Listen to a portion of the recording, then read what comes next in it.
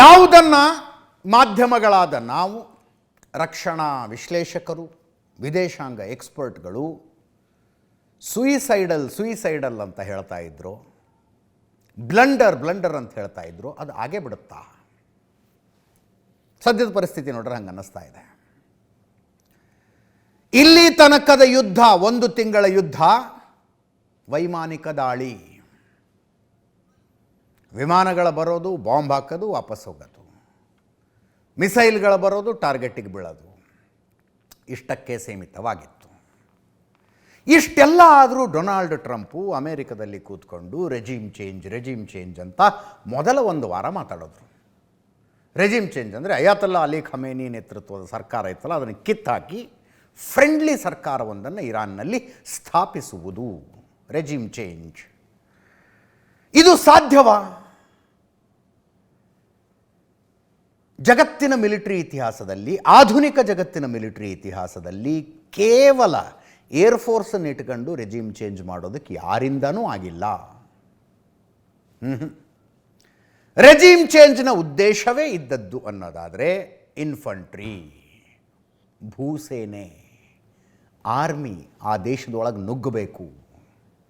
ನುಗ್ಗಿ ಒಂದೊಂದಾಗಿ ನಗರಗಳನ್ನು, ಪಟ್ಟಣಗಳನ್ನು, ಹಳ್ಳಿಗಳನ್ನು, ಜಿಲ್ಲೆಗಳನ್ನು, ರಾಜ್ಯಗಳನ್ನು ವಶಪಡಿಸಿಕೊಳ್ತಾ ಬಂದು, ಆವಾಗ ಎಲ್ಲಿ ಯುದ್ಧ ಆಗ್ತಾ ಇರುತ್ತೋ ಅಂದರೆ ಆ ಕಡೆಯಿಂದ ಏನು ಫೈಟಿಂಗ್ ಇರುತ್ತಲ್ಲ, ಅಲ್ಲಿಯೂ ದಂಗೆ ಎದ್ದು ಎಲ್ಲ ಸೇರಿಕೊಂಡು ಒಂದು ಆಡಳಿತದ ಬದಲಾವಣೆ ಅಂತ ಆಗಿದ್ದಾವೆ ಜಗತ್ತಿನಲ್ಲಿ, ಇಲ್ಲ ಅಂತ ಹೇಳ್ತಿಲ್ಲ.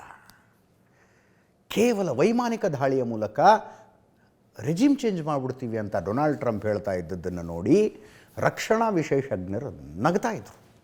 ಏನು ಮಾತಾಡ್ತಾನೆ ಮನುಷ್ಯ ಅಂತ. ರೆಜಿಮ್ ಚೇಂಜ್ ಆಗಲಿಲ್ಲ. 1 ವಾರದೊಳಗೆ ಇರಾನ್ ಮೊಳಕಾಲ ಮೇಲೆ ಕೂತ್ಕೊಂಡು ದೇಹಿ ಅಂತ ಕೇಳ್ಕೊಳ್ಳೋ ಪರಿಸ್ಥಿತಿಗೆ ತಂದು ಬಿಡ್ತೀವಿ ಅಂದರು, ಅದೂ ಆಗಲಿಲ್ಲ. ಡೊನಾಲ್ಡ್ ಟ್ರಂಪ್ ಬಾಯಿ ಬಿಟ್ಟು ಹೇಳಿದ್ರು, ಇರಾನ್ ಹಬ್ಬಬ್ಬ ಅಂದರೆ ಇಸ್ರೇಲ್ ಮೇಲೆ ದಾಳಿ ಮಾಡುತ್ತೆ ಅಂದ್ಕೊಂಡಿದ್ವಿ, ಇವರು ಅಕ್ಕಪಕ್ಕದವ್ರ ಮೇಲೆ ದಾಳಿ ಮಾಡಿದ್ದು ನಮಗೂ ಶಾಕ್ ಆಗಿಬಿಡ್ತು ಅಂದರು. ಇರಾನ್ ಅನಿರೀಕ್ಷಿತ ಆಘಾತಗಳನ್ನು ಇಸ್ರೇಲ್ ಮತ್ತು ಅಮೆರಿಕಕ್ಕೆ ಕೊಡ್ತಾನೆ ಹೋಯಿತು.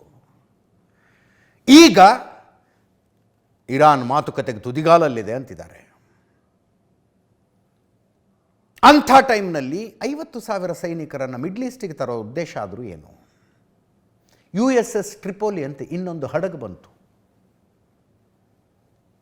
ಅಬ್ರಹಾಂ ಲಿಂಕನ್ ಈಗಾಗಲೇ ಬಂದಿದೆ. ಜಗತ್ತಿನ ಅತಿ ದೊಡ್ಡ ಏರ್ಕ್ರಾಫ್ಟ್ ಕ್ಯಾರಿಯರ್ ಅಬ್ರಹಾಂ ಲಿಂಕನ್ ಈಗಾಗಲೇ ಬಂದಿದೆ. USS ಟ್ರಿಪೋಲಿ ಒಂದು ತರಿಸಿದ್ರು ಅವರು. ಇದರಲ್ಲಿ 3,500 ನೇವಿ ಸೀಲ್ಸ್ ಇದ್ದಾರೆ. ವಿಮಾನದ ಮೂಲಕ ಇರಾನಿನ ಸುತ್ತಲಿನ ದೇಶಗಳು, UAE, ಸೌದಿ ಅರೇಬಿಯಾ, ಕತಾರು, ಇರಾಕು, ಇಲ್ಲೆಲ್ಲ ಕಡೆ ಇದಾವಲ್ಲ ಇವರ ಸೈನಿಕರು, ಅಲ್ಲಿಗೆ ಸೈನಿಕರನ್ನು ತಂದು ಇಳಿಸಿದ್ದಾರೆ. ಇರಾನ್ ಮಾತುಕತೆಗೆ ತುದಿಗಾಲ್ನಲ್ಲಿ ನಿಂತಿದೆ ಅಂತ ಬಾಯಲ್ಲಿ ಹೇಳ್ತಾ ಅಲ್ಲಿ ಸೈನಿಕರನ್ನು ತಂದು ಇಳಿಸಿದ್ರೆ ಅರ್ಥ ಏನು? ಯಾಕೆ ಮಾಡಿದ್ರು ಇದನ್ನು? ಅಂದರೆ ಇರಾನ್ ಮಾತುಕತೆಗೆ ತುದಿಗಾಲಲ್ಲಿ ನಿಂತಿದೆ ಅನ್ನೋದು ಹಸಿ ಸುಳ್ಳು ಅಂತ ಅರ್ಥ. ಮಾತುಕತೆಗೆ ತಯಾರಾಗಿದ್ರೆ ಮಾತುಕತೆ ಮಾಡ್ಬೇಕಪ್ಪ. ಈಗ ಡೊನಾಲ್ಡ್ ಟ್ರಂಪ್ ಹೇಳ್ತಾ ಇರೋದು ಖಾರ್ಗ್ ದ್ವೀಪದ ಮೇಲೆ ನಾವು ದಾಳಿ ಮಾಡ್ತೀವಿ ಅಂತ. ಯಥಾಪ್ರಕಾರದ ಉಡಾಫೆಯ ಧ್ವನಿಯಲ್ಲಿ, ಉಡಾಫೆಯ ಭಾಷೆಯಲ್ಲಿ ಡೊನಾಲ್ಡ್ ಟ್ರಂಪ್ ಈ ಮಾತು ಹೇಳ್ತಾರೆ. ಇರಾನ್ ತೈಲ ಸ್ವಾಧೀನಪಡಿಸಿಕೊಳ್ಳುವುದು ನನ್ನ ನೆಚ್ಚಿನ ವಿಷಯ ಅಂತ. ಒಂದು ಯುದ್ಧದ ಬಗ್ಗೆ ಮಾತಾಡ್ತಿರೋದು. ಇರಾನ್ನ ತೈಲ ಸ್ವಾಧೀನಪಡಿಸಿಕೊಳ್ಳುವುದೇ ನನ್ನ ನೆಚ್ಚಿನ ವಿಷಯ. ಇರಾನ್ನ ಖರ್ಗ್ ದ್ವೀಪದ ಮೇಲೆ ಅಮೆರಿಕದ ನಿಯಂತ್ರಣ ಸಾಧ್ಯ.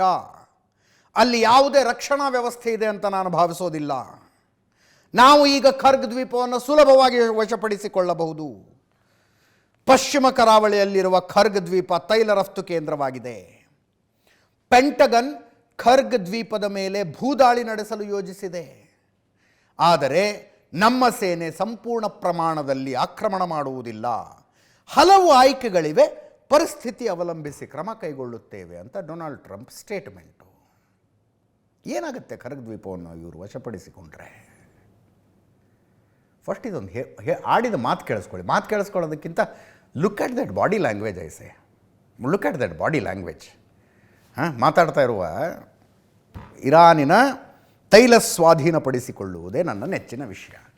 ಖರ್ಗ್ ದ್ವೀಪ ಯಾಕೆ ಇಂಪಾರ್ಟೆಂಟು ಸ್ಟ್ರಾಟಜಿಕಲಿ ಅನ್ನೋದನ್ನು ನಾವು ತುಂಬ ಸಲ ಮಾತಾಡಿದ್ದೀವಿ. ಪರ್ಷಿಯನ್ ಗಲ್ಫ್ನಲ್ಲಿದೆ, ಹಾರ್ಮುಜ್ ಜಲಸಂಧಿಯಿಂದ ಸುಮಾರು 500 ಕಿಲೋಮೀಟರ್ ದೂರದಲ್ಲಿದೆ. ಒಂದು 25 ಸ್ಕ್ವೇರ್ ಕಿಲೋಮೀಟರ್ನ ದ್ವೀಪ, ನಮ್ಮ ಲಕ್ಷದ್ವೀಪಗಿಂತ ಚಿಕ್ಕದು. ಅದನ್ನು ಇರಾನ್ ಸ್ಟ್ರಾಟಜಿಕಲಿ ಆಯಿಲ್ ಎಕ್ಸ್ಪೋರ್ಟ್ಗೆ ಅಂತ ಡೆವಲಪ್ ಮಾಡಿದೆ. ಇರಾನ್ ತನ್ನ ದೇಶದ ತುಂಬ ಇರುವಂಥ ತೈಲ ಬಾವಿಗಳಿಂದ ಆಯಿಲ್ನ ಪಂಪ್ ಮಾಡಿ ಮೇಲೆತ್ತಿ ಪೈಪ್ಲೈನ್ ಮೂಲಕ ಖರ್ಗ್ ದ್ವೀಪದ ತನಕ ಸಾಗಿಸುತ್ತೆ. ಅಲ್ಲೊಂದು 30 ಮಿಲಿಯನ್ ಬ್ಯಾರಲ್ ಕ್ರೂಡ್ ಆಯಿಲ್ನ ಸ್ಟೋರ್ ಮಾಡೋದಕ್ಕೊಂದು ವ್ಯವಸ್ಥೆ ಮಾಡಿದ್ದಾರೆ. ಹಾಗೆ ಸ್ಟೋರ್ ಮಾಡಿದ ಆಯಿಲನ್ನು per day on on average 7 million barrels ಟ್ಯಾಂಕರ್ಗಳಿಗೆ ತುಂಬುತ್ತಾರೆ. ಅಲ್ಲಿಂದ ಟ್ಯಾಂಕರ್ಗಳು ಪರ್ಷಿಯನ್ ಗಲ್ಫ್ನಿಂದ ಹೊರಗೆ ಬಂದು ಹಾರ್ಮುಜ್ ಜಲಸಂಧಿಯನ್ನು ದಾಟಿಕೊಂಡು ಗಲ್ಫ್ ಆಫ್ ಒಮನ್ನನ್ನು ದಾಟಿಕೊಂಡು ಬೇರೆ ಬೇರೆ ದೇಶಗಳಿಗೆ ಹೋಗ್ತವೆ. ಇಸ್ರೇಲ್ ತನ್ನ 90% ಆಯಿಲನ್ನು ಎಕ್ಸ್ಪೋರ್ಟ್ ಮಾಡುವುದೇ ಈ ಖರ್ಗ್ ದ್ವೀಪದ ಮೂಲಕ. ಆಯ್ತಪ್ಪ, ಈ ಖರ್ಗ್ ದ್ವೀಪ ವಶಪಡಿಸಿಕೊಂಡ್ರು, ಏನು ಮಾಡ್ತೀರಿ? ಕೆಲವರು ಅಂತ ಇದ್ರು, ಮುಗದೆ ಹೋಯ್ತಲ್ಲ ಸರ್ ಕೆಲಸ, ಇಸ್ರೇಲ್ ಏನು 90% ಆಯಿಲ್ನ ಎಕ್ಸ್ಪೋರ್ಟ್ ಮಾಡ್ತಾ ಇತ್ತಲ್ಲ ಅದನ್ನ ಅಮೇರಿಕ ಮಾಡೋಕ್ಕೆ ಶುರು ಮಾಡಿಬಿಡುತ್ತೆ ಈಗ ಅಂತ. ಅದು ಹೆಂಗ್ರಿ ಆಗುತ್ತೆ? ಖರ್ಗ್ ದ್ವೀಪದಲ್ಲಿ ಆಯಿಲ್ ಪ್ರೊಡ್ಯೂಸ್ ಮಾಡಲ್ಲ, ಇವರು ಸ್ಟೋರ್ ಮಾಡ್ತಾರಷ್ಟೇ. ಇರಾನ್ನವರು ಆಯಿಲ್ ಎಲ್ಲಿಂದ ಬರಬೇಕು? ಮೇನ್ಲ್ಯಾಂಡ್ ಇರಾನ್ ಒಳಗಡೆಯಿಂದ ಪೈಪ್ಲೈನ್ ಮೂಲಕ ಬರಬೇಕದು. ಅಮೇರಿಕ ಬಂದು ಖರ್ಗ್ ದ್ವೀಪದ ಮೇಲೆ ಹಿಡಿತ ಸಾಧಿಸಿಕೊಂಡ್ರೆ ಅಲ್ಲಿ ವಾಲ್ ತಿರುಗಿಸಿ ಪೈಪ್ಲೈನ್ ಬಂದ್ ಮಾಡಲ್ವ ಇರಾನು? ಇರಾನ್ ಬಂದ್ ಮಾಡುತ್ತೆ. ಅದರ ಅರ್ಥ ಏನು? ಆಯಿಲ್ನ ಇಟ್ಟು ದಿವಸ ನಾವು ಎಕ್ಸ್ಪೋರ್ಟ್ ಮಾಡ್ತಾ ಇದ್ವಿ, ಈಗ ನೀವು ಬಂದು ದ್ವೀಪ ವಶಪಡಿಸಿಕೊಂಡಿದ್ದೀರಿ, ನಿಮಗೆ ನಾವು ಯೂಸ್ ಮಾಡೋಕ್ಕೆ ಬಿಡಲ್ಲಪ್ಪ ಅಂತ. ಆವಾಗೇನಾಗುತ್ತೆ? ಜಗತ್ತಿನ ಹೆಗಲೇರಿ ಕುಳಿತಿರುವಂಥ ಆಯಿಲ್ ಸಮಸ್ಯೆ, ಆಯಿಲಿನ ಕೊರತೆ ಇನ್ನೂ ಜಾಸ್ತಿ ಆಗುತ್ತವಾಗ. ಈ ಡೊನಾಲ್ಡ್ ಟ್ರಂಪ್ ಏನು ಮಾಡಬೇಕು ಅನ್ಕೊಂಡಿದ್ದಾರೋ, ಏನು ಮಾಡಕ್ಕೆ ಹೊರಟಿದ್ದಾರೋ ಒಂದು ಅರ್ಥ ಆಗ್ತಿಲ್ಲ. ಖರ್ಗ್ ದ್ವೀಪವನ್ನು ಅಮೇರಿಕ ವಶಪಡಿಸಿಕೊಳ್ಳುವುದರ ಅರ್ಥ ಒಂದು ತಿಂಗಳಿಂದಿನಿಂದ ತಲೆದೂರಿರುವ ಆಯಿಲ್ ಕ್ರೈಸಿಸ್ ಇನ್ನಷ್ಟು ಜಾಸ್ತಿ ಆಗುತ್ತೆ. ಈಗ ಅಷ್ಟೂ ಯುದ್ಧದ ಮಧ್ಯದಲ್ಲಿ ಇರಾನ್ ತನಗೆ ಬೇಕಾದ ದೇಶಗಳಿಗೆ ತಾನು ಆಯಿಲ್ ಕಳಿಸ್ತಾ ಇದೆ.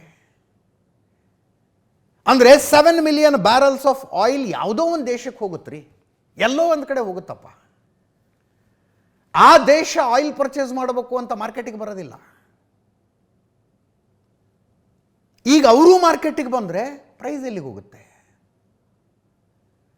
ತುದಿಗಾಲಲ್ಲಿದ್ದಾರೆ ಡೊನಾಲ್ಡ್ ಟ್ರಂಪು. ಖರ್ಗ್ ದ್ವೀಪವನ್ನು ವಶಪಡಿಸಿಕೊಳ್ತಾರಂತೆ. ಎಕ್ಸಾಕ್ಟ್ಲಿ ಏನು ಪ್ಲ್ಯಾನು ಅಂದರೆ ನನಗಿಂತ ತಿಳಿದವರು ತುಂಬ ಜಾಸ್ತಿ ಇದ್ದಾರೆ. ಅವ್ರು ಹೇಳೋದನ್ನು ನಾವು ಯಥಾವತ್ತಾಗಿ ನಿಮ್ಮ ಎದುರಿಗೆ ಹೇಳ್ತಾ ಇದ್ದೀವಿ ಅಷ್ಟೇ.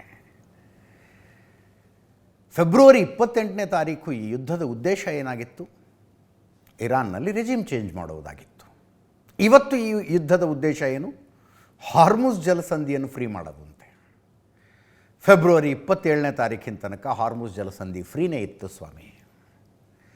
ನೀವು ಒಂದು ಸಮಸ್ಯೆಯನ್ನು ಹುಟ್ಟುಹಾಕಿ ಆ ಸಮಸ್ಯೆಯನ್ನು ಬಗೆಹರಿಸೋದಕ್ಕೆ ನಾವು ಹೆಂಗೆ ಒದ್ದಾಡ್ತಿದ್ದೀವಿ ಗೊತ್ತಾ ಅಂತ ಜಗತ್ತಿನ ಮುಂದೆ ಹೇಳ್ದಂಗಿದು. ಆ್ಯಸ್ ಆಫ್ ನೌ ಇವರ ಉದ್ದೇಶ ಇಷ್ಟೇ ಇದೆ: ಇರಾನ್ನ ಕರಾವಳಿ ತುಂಬ ದಾಳಿಗಳನ್ನು ಮಾಡೋದು. ಅರ್ಜೆಂಟಾಗಿ ಹಾರ್ಮುಜ್ ಜಲಸಂಧಿ ಫ್ರೀ ಮಾಡಬೇಕಾಗಿದೆಯಲ್ಲ, ಕರಾವಳಿಯಲ್ಲಿ ದಾಳಿ ಮಾಡೋದು. ಪರ್ಷಿಯನ್ ಗಲ್ಫ್ನಲ್ಲಿರುವ ದ್ವೀಪಗಳ ಜೊತೆಗೆ ಇರಾನಿನ ಸಂಬಂಧ ಕತ್ತರಿಸ್ಬಿಡೋದು. ಹಾರ್ಮುಜ್ ಜಲಸಂಧಿಯನ್ನು ಹಿಡಿತಕ್ಕೆ ತಗೊಳ್ಳೋದು. ಅದಾದ ಮೇಲೆ ಖರ್ಗ್ ದ್ವೀಪ, ಟ್ರಂಪ್ ಹೇಳಿದ್ದು ಕರೆಕ್ಟು, ತುಂಬ ಏನು ಅಲ್ಲೇನು ಸೆಕ್ಯೂರಿಟಿ ವ್ಯವಸ್ಥೆ ಹಾಗೇನಿಲ್ಲ, ಈಸಿಯಾಗಿ ಅದನ್ನು ವಶಪಡಿಸಿಕೊಳ್ತಾರೆ, ವಶಪಡಿಸಿಕೊಳ್ಳೋದು. ಅದಾದ ಮೇಲೆ ಅದನ್ನು ಕೇಂದ್ರವಾಗಿಟ್ಕೊಂಡು ಮೇನ್ಲ್ಯಾಂಡ್ ಇರಾನಿನ ಮೇಲೆ ದಾಳಿ ನಡೆಸೋದು. ಅಂದರೆ ಪ್ಯಾರಾಶೂಟ್ ಮೂಲಕ ಡ್ರಾಪ್ ಆಗುವ ಉದ್ದೇಶ ಇದ್ದಂಗಿದೆ ಇವ್ರದ್ದು. ಅದರ್ವೈಸ್ ಏನು ಮಾಡ್ಬೇಕು ಹೇಳಿ? ನೀವು ಒಂದು ಸಮುದ್ರ ಮಾರ್ಗದ ಮೂಲಕ ಇರಾನನ್ನು ಇನ್ವೇಡ್ ಮಾಡೋದಕ್ಕೆ ಒಂದು ಅವಕಾಶ ಇದೆ. ಇರಾನ್ ತಯಾರಾಗಿ ಕೂತ್ಕೊಂಡಿರ್ತೀರಿ ಅದಕ್ಕೆ. ಭೂಮಾರ್ಗದ ಮೂಲಕ ದಾಳಿ ಮಾಡಬೇಕು ಅಂದರೆ ಇರಾನಿನ ಸುತ್ತಲೂ ಇರುವ ದೇಶಗಳ ಪೈಕಿ ಯಾವುದಾದ್ರೂ ದೇಶ ಒಂದು ಒಪ್ಕೋಬೇಕಲ್ಲ, ಆಯಿತು ಬನ್ನಿ ನಮ್ಮ ನೆಲವನ್ನು ಬಳಸ್ಕೊಂಡು ಒಳಗಡೆ ಬಿಡ್ತೀವಿ ನಿಮ್ಮನ್ನು ಅಂತ. ಈಸಿಯೆಸ್ಟ್ ಮಾರ್ಗ ಯಾವುದು ಇರಾನಿನ ಒಳಗೆ ನುಗ್ಗೋದಕ್ಕೆ? ಅಮೇರಿಕಕ್ಕೆ ಪಾಕಿಸ್ತಾನ ಅಫ್ಘಾನಿಸ್ತಾನದ ಮೇಲೆ ದಾಳಿ ನಡೆಸೋದಕ್ಕೆ ಅಮೇರಿಕಕ್ಕೆ ಜಾಗ ಕೊಡ್ತು. ನಮ್ಮ ದೇಶದಲ್ಲಿ ಇದ್ಕೊಂಡು ನೀವು ಆ ದೇಶದ ಮೇಲೆ ದಾಳಿ ನಡೆಸಿ ಪರವಾಗಿಲ್ಲ ಅಂತ. ವರ್ಲ್ಡ್ ಟ್ರೇಡ್ ಸೆಂಟರ್ನ ಅಟ್ಯಾಕ್ನ ನಂತರ ಈ ಹಂಗೆ ಇರಾನಿನ ಮೇಲೆ ದಾಳಿ ಮಾಡೋದಕ್ಕೆ ಪಾಕಿಸ್ತಾನ ಅವಕಾಶ ಕೊಡುತ್ತಾ? ಕೊಟ್ಟರಷ್ಟೇ ಪಾಕಿಸ್ತಾನದ ಕಥೆನೂ ಮುಗೀತು ಅಂತ ಅರ್ಥ.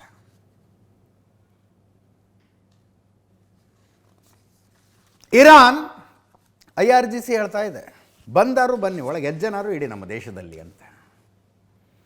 ಪರ್ಷಿಯನ್ ಗಲ್ಫ್ನಲ್ಲಿರುವ ಶಾರ್ಕ್ಗಳಿಗೆ ಕತ್ತರಿಸಿ ಹಾಕ್ತೀವಿ ನಿಮ್ಮನ್ನು ಅಂತ ಇರಾನಿನ ಸ್ಟೇಟ್ಮೆಂಟ್ ಅದು. ಪರ್ಷಿಯನ್ ಗಲ್ಫ್ನಲ್ಲಿರುವ ಶಾರ್ಕ್ಗಳಿಗೆ ಒಳ್ಳೆ ಆಹಾರ ಹಾಕ್ತೀರಿ ನೀವು. ಅಮೇರಿಕದ ಸೈನಿಕರು ಇರಾನಿನ ನೆಲದ ಮೇಲೆ ಕಾಲಿಟ್ಟರೆ ವಾಪಸ್ ಹೋಗೋದು ಅವರ ಕಾಫಿನ್ ಬಾಕ್ಸ್ಗಳ ಮಾತ್ರ,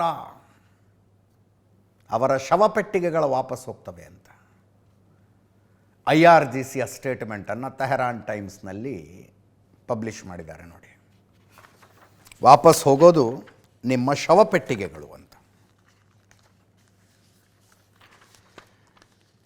ಪರ್ಷಿಯನ್ ಗಲ್ಫ್ನಲ್ಲಿರುವ ಶಾರ್ಕ್ಗಳಿಗೆ ಅಮೆರಿಕದ ಸೈನಿಕರು ಒಳ್ಳೆ ಆಹಾರ ಹಾಕ್ತಾರೆ. ಡೊನಾಲ್ಡ್ ಟ್ರಂಪ್ ಅಮೆರಿಕ ನಾಯಕರು ಒಮ್ಮೆ ಇರಾನ್ನ ಇತಿಹಾಸ ಓದಿಕೊಳ್ಳಲಿ. ಇತಿಹಾಸದುದ್ದಕ್ಕೂ ಇರಾನ್ ಸೈನಿಕರು ಆಕ್ರಮಣಕಾರರೊಂದಿಗೆ ಹೋರಾಡಿದ್ದಾರೆ. ಇದು ಒಂದು ಫ್ಯಾಕ್ಚುಲಿ ರಾಂಗ್ ಸ್ಟೇಟ್ಮೆಂಟ್. ಇದು ಇತಿಹಾಸದುದ್ದಕ್ಕೂ ಇರಾನಿನ ಹೋರಾಟಗಾರರು ಆಕ್ರಮಣಕಾರರೊಂದಿಗೆ ಹೋರಾಡಿದ್ದಾರೆ. ಹೋರಾಡಬೇಕಾಗಿತ್ತವರು. ಆಕ್ರಮಣಕಾರರೊಂದಿಗೆ ಈಗ ಹೇಳ್ತಾ ಇರುವಷ್ಟು ವೀರಾವೇಶದೊಂದಿಗೆ ಇರಾನಿನಲ್ಲ ಪರ್ಷಿಯಾದ ಹೋರಾಟಗಾರರು ಹೋರಾಡಿದ್ದರೆ ಇವತ್ತಿಗೂ ಅದು ಪರ್ಷಿಯಾನೇ ಆಗಿರ್ತಿತ್ತು. ಇವತ್ತಿಗೂ ಅದು ಅಗ್ನಿ ಆರಾಧಕರ ದೇಶವೇ ಆಗಿರ್ತಿತ್ತು. ಇವತ್ತಿಗೂ ಜೊರಾಸ್ಟ್ರಿಯನ್ನರ ದೇಶವೇ ಆಗಿರ್ತಿತ್ತು.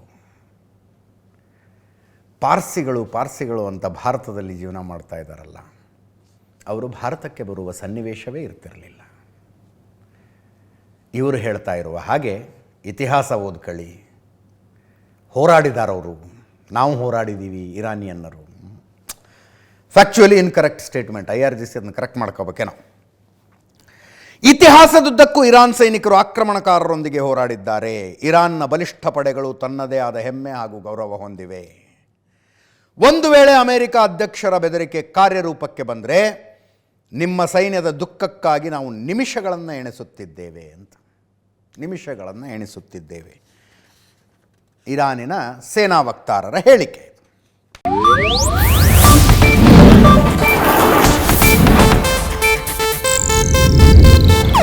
ಇದು ಏಷ್ಯಾನೆಟ್ ನ್ಯೂಸ್ ನೆಟ್ವರ್ಕ್ ಪ್ರಸ್ತುತಿ.